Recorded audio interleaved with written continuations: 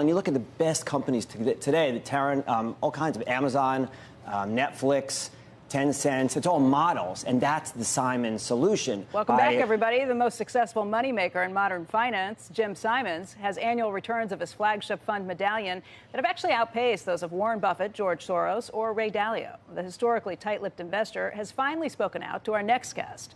Joining us right now is Greg Zuckerman. He's the author and special writer for the Wall Street Journal.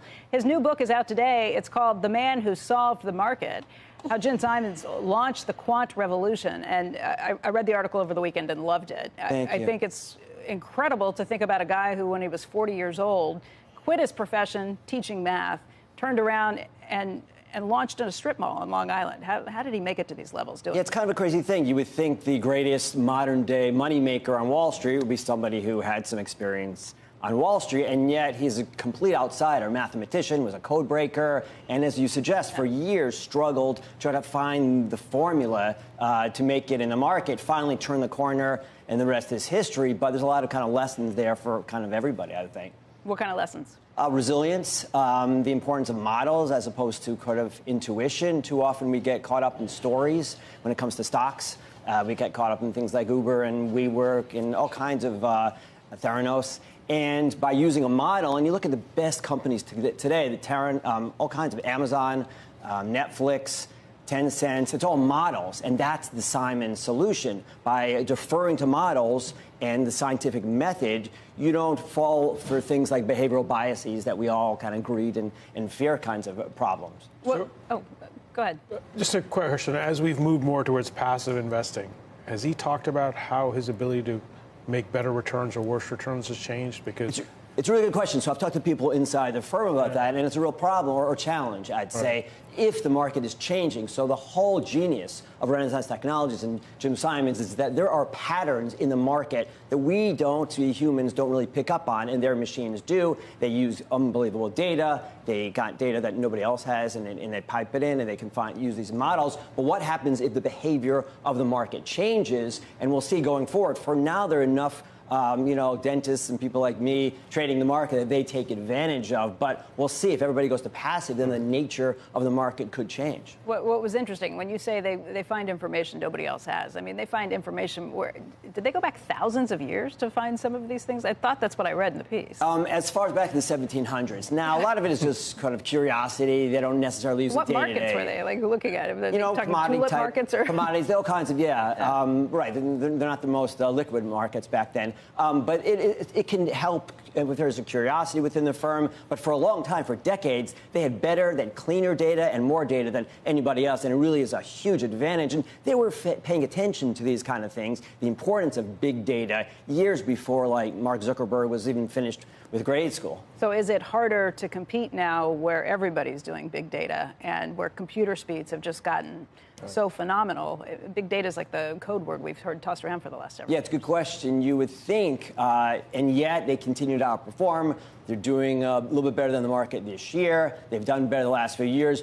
But yeah, in the future, you wonder if they can keep it going. For now, they're still the preeminent investment firm going. The other side of it is the tax efficiency of an investment like this for the average investor. I think one of the things that people don't understand is the turnover is so high that it's all short-term capital gains. Yes, don't try this at home. Yes. The average holding period for these guys is about 2 days. So they're not high frequency, they're not kind of flash traders, and yet they're not the kind of things where if you're tax advantaged, that's okay, but if you worry about taxes, that's not. They've done very creative things, and I write about it in the book, to shift from short-term gains to long-term gains, but the IRS has raised some questions, and we'll see if they have to pay back some of those profits. You know, the whole idea of being able to game the system again is on other people not being able to catch up. And he's amazing in that he's continued to build this entire setup where he is doing just that.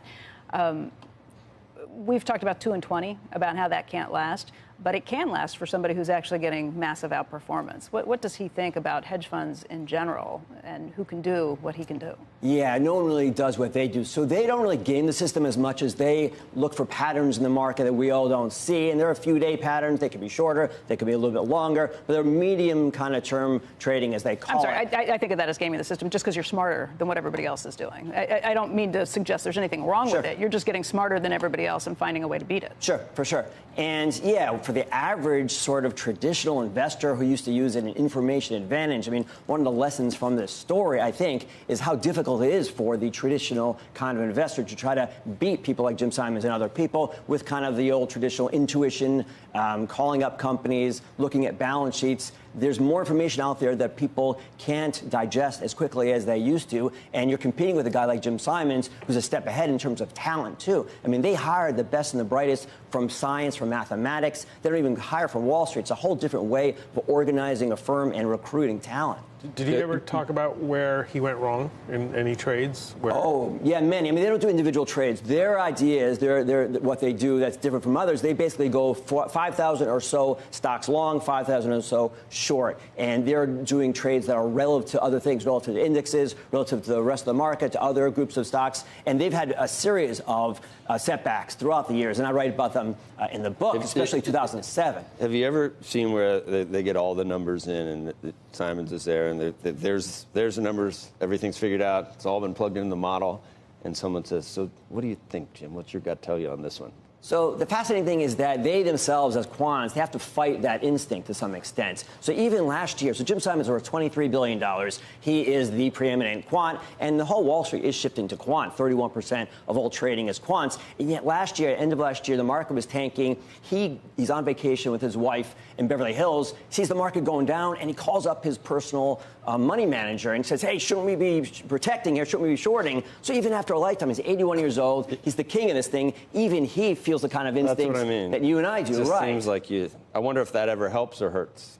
Well, they try not to override the system. Right. So, and they're scientists and mathematicians. They don't necessarily feel as emotional as you and I do. They're a kind of a different breed. I feel no emotion. I don't know nothing. Okay. I feel nothing.